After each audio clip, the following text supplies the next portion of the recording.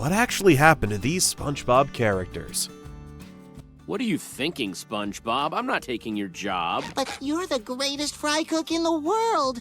The Krusty Krab deserves better than me. Jim was the Krusty Krab's very first fry cook, a true legend in Bikini Bottom history, and he only ever popped up in one episode, the original Fry Cook. Out of nowhere, he cruises back into town in a gleaming solid gold limo, ready for a little nostalgia trip. The second he walks through the Krusty Krab doors, it's clear why he's so admired. He whips up flawless Jim patties like it's nothing. Naturally, SpongeBob wants to learn from the master. He throws himself into trying to match Jim's burger-making perfection. But no matter how hard he works, Jim's patties are always a cut above. As the day goes on, SpongeBob notices everyone gravitating towards Jim, and fear kicks in. What if Jim's here to take his job? In true SpongeBob fashion, he writes his resignation on the spot and hides out in the freezer.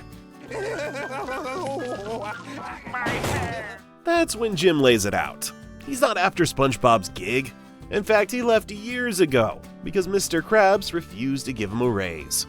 He's just here for a friendly visit, not a hostile takeover. So where's Jim now?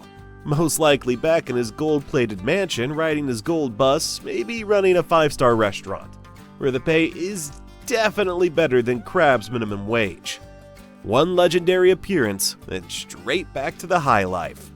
But wait for another wild character who's never appeared again after Blackjack. You come here to quiver like a jellyfish, or did you come to wrestle? SpongeBob's older cousin Blackjack makes his one and only splashes in the aptly titled episode, Blackjack.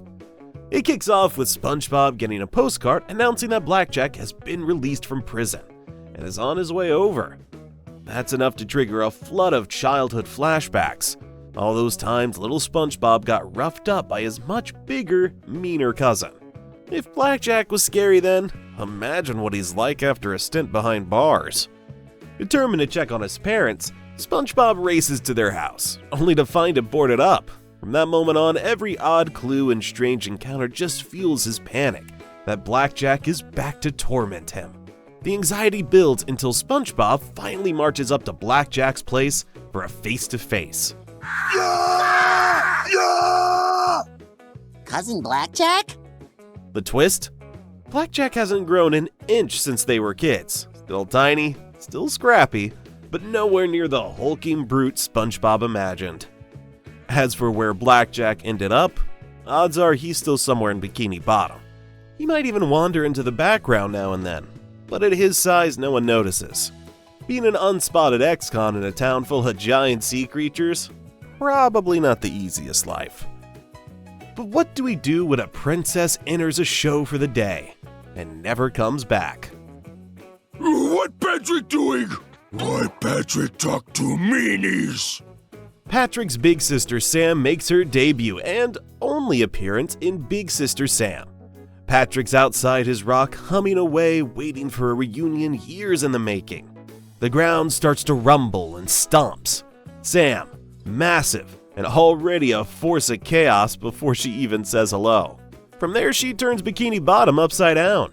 She builds a giant sandhouse, wrecks Squidward's place without a second thought, and even uses pieces of his destroyed home as renovations for hers. Every minute she's around, it's clearer. Sam doesn't exactly blend in, and her home improvements are, well, pure disaster. Things worsen until she literally stops a bulldozer in its tracks. Patrick tries to talk her down, but it's only when she accidentally hurts him. She realizes she's gone too far. Feeling guilty, she packs up and heads out of town. And where'd she go? Well, nobody knows. But have you heard about the graveyard shift?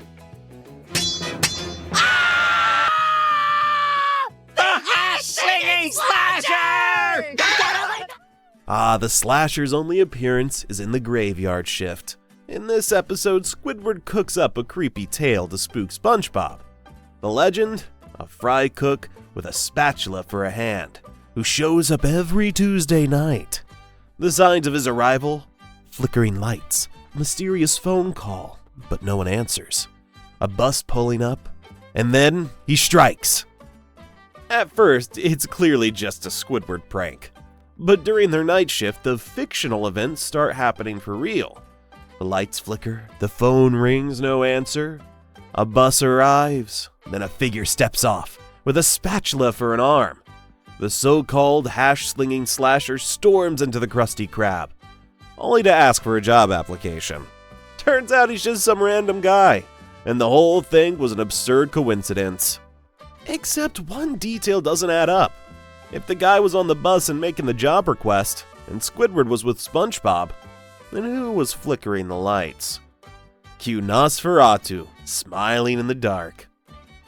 Can I have a job application? I brought my own spatula. I called earlier, but I hung up because I was nervous.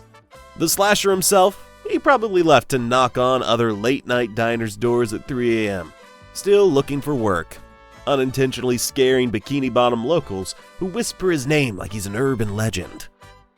But what about Janet and Marty? I feel like I'm really meeting you for the first time.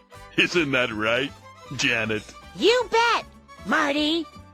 Janet and Marty only popped up once, in the episode I'm with Stupid. Patrick's all worked up because he thinks his parents are visiting, and they've always thought he's, well, not the brightest. Feeling insecure, Patrick ropes SpongeBob into a plan. SpongeBob will act like the dumbest creature alive, so Patrick looks smart in comparison. When Janet and Marty arrive, they instantly treat Patrick like he's about 2 brain cells short of a thought. But SpongeBob's over-the-top stupidity does the trick.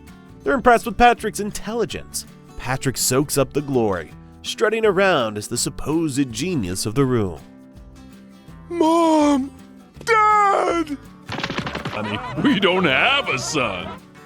But then Patrick takes it too far, mocking SpongeBob to his face.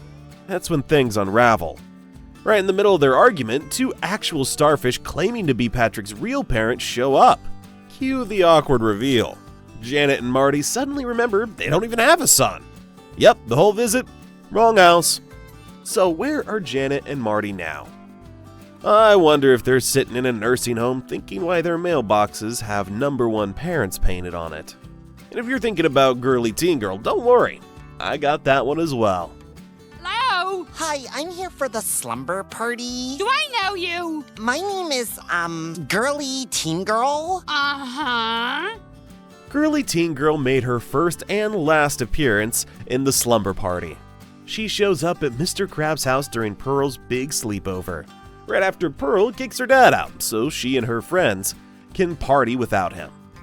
Mr. Krabs crashes at SpongeBob's place for the night, but curiosity gets the best of him. He and SpongeBob sneak back to spy on the festivities. SpongeBob, thinking he's a master of espionage, throws on a ridiculous disguise, a blonde wig, dress, and makeup. But here's the weird part. Turns out that exact look actually belongs to a real character named Girly Teen Girl. No relation to SpongeBob, no prior mention in the show, she just exists. I am so moving back to Farawayville. Who the heck is that? I don't know. Fans have speculated for years. Was she a cousin, a long-lost sister, a random citizen of Bikini Bottom with suspiciously familiar features? The show never gave an answer, and she vanished from the series after that one night. Probably went back to her hometown of Farawayville, and laughed about the one time a sponge tried to impersonate her at a teenage girl's sleepover. So basically, it's a reminder that even in a cartoon, not every character gets an ending. Some just drift off, never to be seen again.